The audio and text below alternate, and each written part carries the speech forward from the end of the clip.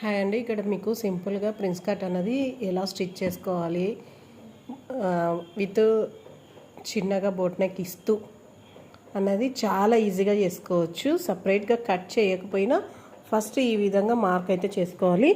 ఇది total length వచ్చేసి నాకు 16.5 ఉందండి ఫ్రంట్ సైడ్. అంటే క్రాస్ బెల్ట్ సపరేట్గా వేయట్లేదు, డైరెక్ట్ బోట్ నెక్లోనే.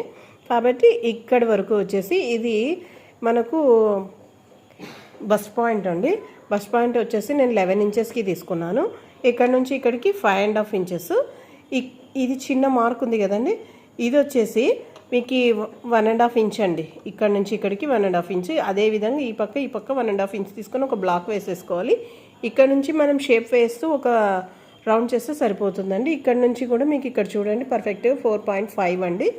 తర్వాత ఇక్కడ చెస్ట్ దగ్గర మనము సెంటర్లో ఒక డాట్ అయితే రెగ్యులర్గా వేసుకుంటాం కదా, ఆ డాట్